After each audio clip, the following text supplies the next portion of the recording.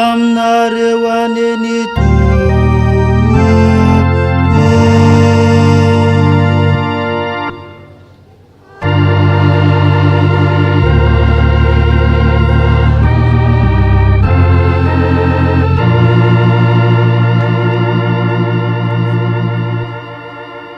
Niry avako alahady fa 7 ny amin'ity volana janoary ataona 2024. Alahady voalohany manaraka ny epifania izay banjinantsika hatrany loha hevitra manao hoe lehibe ny voninahitr'Andriamanitra. Ny mpanazava no hitarika antsika ao anatin'izao fanompoam-pivavahana izao. Mialohan'izany andeha ataontsika ny hira amin'ny tanan'ny firaisana.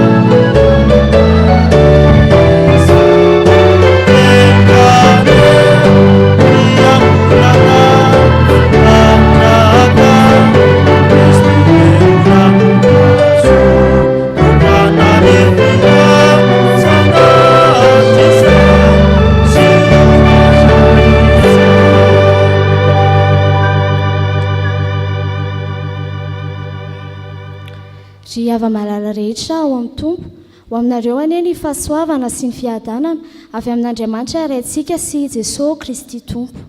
Andeha isika hiara hisaotra sy hideran'Andriamanitra amin'ny alalan'ny famakiana ny salamo. Salamo fa 420 ny 7 ka hatramin'ny 10. Salamo fa 420 ny 7 ka hatramin'ny 10. Rehefa hitantsika dia rahantsika mamaky amin'ny anaran'i Jesosy. Asandrato ny lohanareo ry vavahady, ary misy sandraty ianareo ry varavarana fahagola, mba hidira ny mpanjaka ny voninahitra. Iza izao mpanjaka ny voninahitra izao? Jehova mahery tsy toa, Jehova mpiady mahery. Asandrato ny lohanareo ry vavahady, ary manandrata ny lohanareo ry varavarana fahagola, mba hidira ny mpanjaka ny voninahitra. Iza ary izao mpanjaka ny voninahitra izao? Jehova tompo maro, izy ny mpanjaka ny voninahitra. Amen. Ataontsika ny hira voalahatra.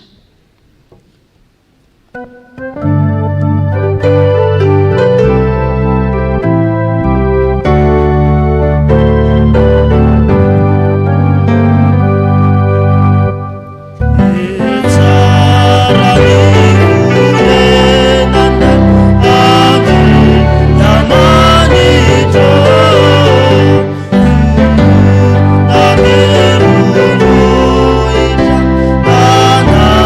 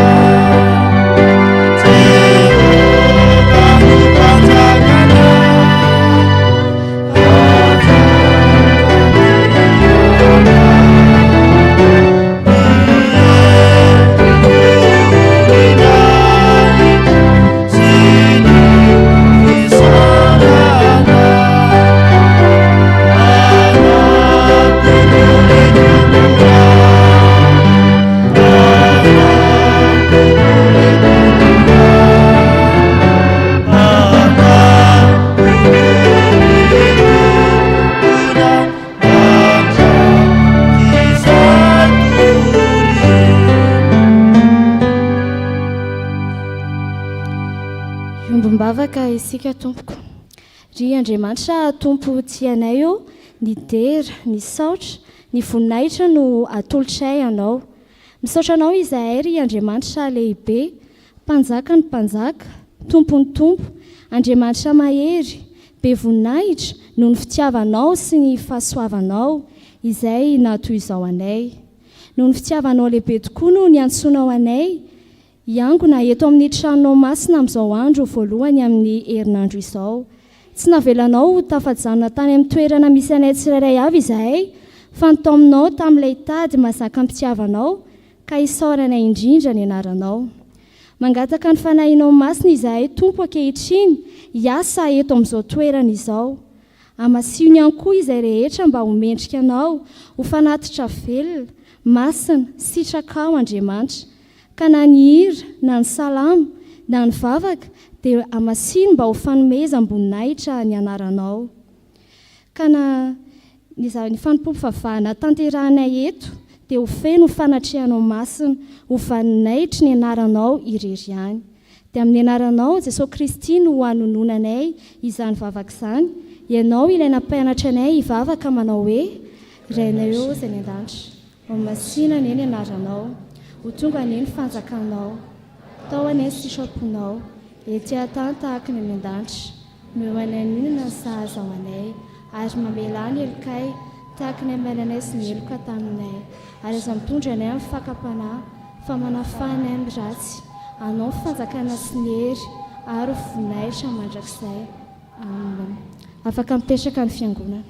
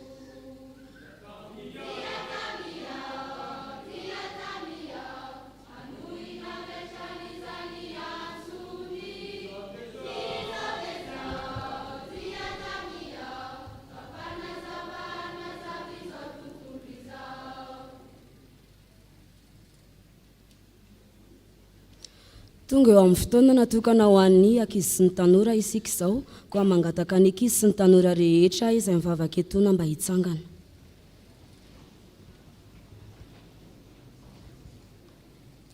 Raha kivavaka tsika tompoko. Andriamanitra tomponay eo misaotra anao indray izahay fa ny fahasoavanao no mbola hanananay ankizy sy tanora fotoana ahafahanay mandray ny anjara teninay amin'ity anio ity. Mangataka amin'ny fanahinao masina izahay tompo mba hameno anay ahafahanay mandray miaino ary miaina ny teny izay nomenao, feno ny fahendrenao izahay tompo, ka ianao aneno hampanjaka amin'ny fahasoavanao aty anatinay amin'ny anaran'i Kristy. Amen. Dia hosokafantsika amin'ny baibolitsika ao amin'ny filazantsarany Matio. Matio 4:20 ny andininy 17.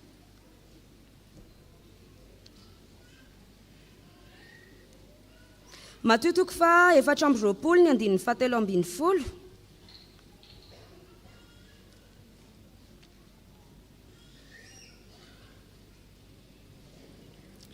Matio 4:20 ny andininy 17 miaraka mamaky isika amin'ny anaran'i Jesosy manao hoe: fa izay maharitra hatramin'ny farany no vonjeny.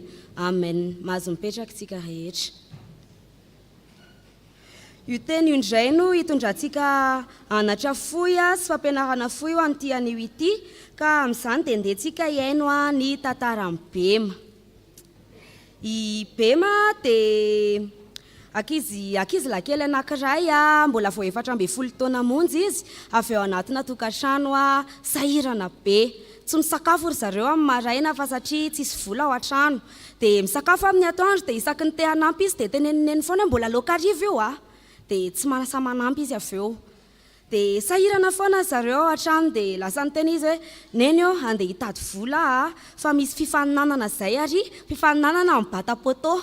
Dia andeha hibata an'io poto io ary neny fa tsofy rano aho eto am-bavaka fa raha mandresy amin'io dia misy vola be mihitsy ho azontsika, misy valisoa dia afaka amin'ity fahasahiranantsika ity isika. Dia eny ary izy mamany dia netiny neniny am-bavaka izy. Dia izao ry Bema, rehefa mitondra an'ilay poto ianao, rehefa mitondra an'ilay poto se ry Bema dia aza merikerika fa batao fotsiny ny poto an'se dia mandehana mandroso foana. Rehefa tonga any amin'ny arive se dia izay ny tanjona, satria izay tonga hatramin'ny farany ny tena arabaina fa tsy izay tonga voalohany akory. Dia eny ary ry neny, dia lasa izy izany tonga teo amin'ny départ zareo mitondra poto lava be mihitsy n'ilay poto tokony hoentin' zareo sady mavesatra be. Lalana nefa 12 kilometatra, izany hoe 12 kilometatra bata poto anankiray. Dia lasa ankizy matanjaka maromaro ny teo, misy olona efa boky nozatra be, misy olona efa lehibe. Dia Bema nefa vao 14 taona mbola tsy boky nozatra fa mibatainy ny poto. Avô marque pré parte, lasa ry zareo mitondra an'ilay poto mibata. Milanja izany mavesatra fa lasa miaka-piakarana midipidinana, miampita tatatra kely mibata poto. Avy eo nisan'ilay rangabokina be izay teo akavanany teo ny teny hoe mahakamo be koa mitondra an'ity fa hanapahako ny anahy. Dia nanapahana ny poto any. Dia lasa mitondra ny poto ny olona rehetrarehetra. Dia anankiray izay indray teo amin'ny akaviany ilay rangahy efa lehibe, sao dia hitombo eto ity asolany lohako ity fa hajanoko ny anahy dia najanony ilay poto. Lasa izy nody. Dia ny Bema moa izany dia tadiny foana ilay teneniny hoe hoentiko foana ity poto ako ity. Lasa nandeha nandroso. Dia mijery izy ny ety akavanana mijanona, ny ety akavia misy manakarama olona hitondra an'ilay poto, ny sasany tapahana fa ny azy dia netiny. Karama inona koa moa ny ananany eo fa sakafo maraina raha tsisy any an-trano. Dia lasa netiny Bema ihany ny poto netiny. Tonga dia akaiky ny arive fa tazana ilay arive misy antsana ngeza be kay eo alohan'ilay arive eo. Dia teo ny olona rehetrarehetra tsisy nahalala hoe ahoana ny fomba hiakarana amin'ity atsany ity fa lalina be ilay izy.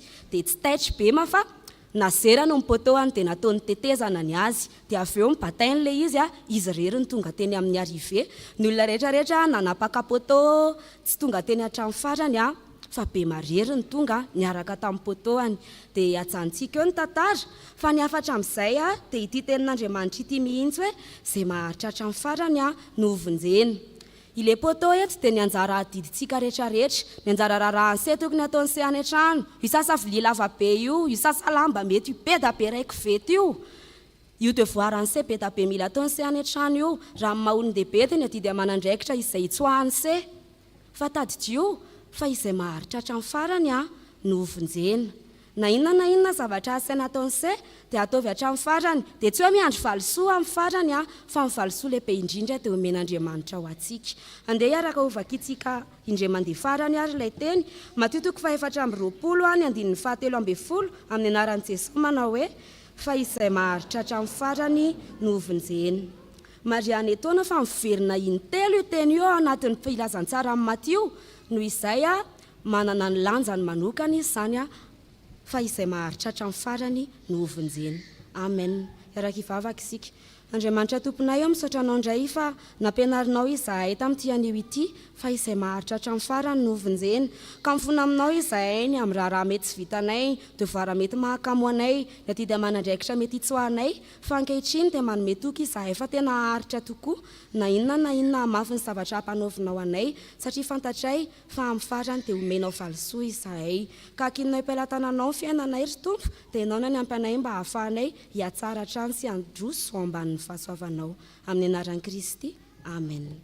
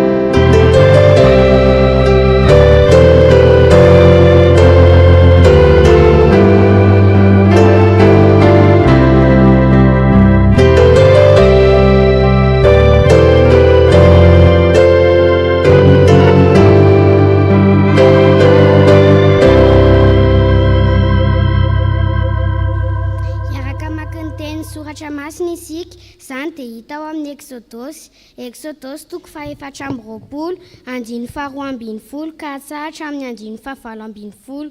Exodosy toko faha-efatra amby roapolo, andiny faharoa ambin'ny folo ka hatsahatra amin'ny andiny fahavalo ambin'ny folo. Rehefa hita izany dia hovakiako amin'ny anaran'ny Tompo. Ary hoy Jehovah tamin'i Mosesy, miakara eto amiko eto an-tendrombohitra ka mitoery eto, dia omeko anao ny vato fisaka izay misy ny lalàna sy ny didy izay nosoratako ampianarina azy. Dia niaingo Mosesy sy Josoa mpanompony, ary Mosesy dia niakatra tao an-tendrombohitr'Andriamanitra. Ary hoy izy tamin'ny loholony, miandrasanay eto mandra-piverina eto aminareo, ary indro Arona sy Ora dia eto aminareo. Koa raha misy olona manana ady, aoka ankeo amin'izy roalahy izy. Dia niakatra tao amin'ny tendrombohitra Mosesy, ary niraona nanarona ny tendrombohitra, ary nivoninahitra Jehovah nitoetra teo ambonin'ny tendrombohitra Sinay, ary niraona nanarona azy eny Emana.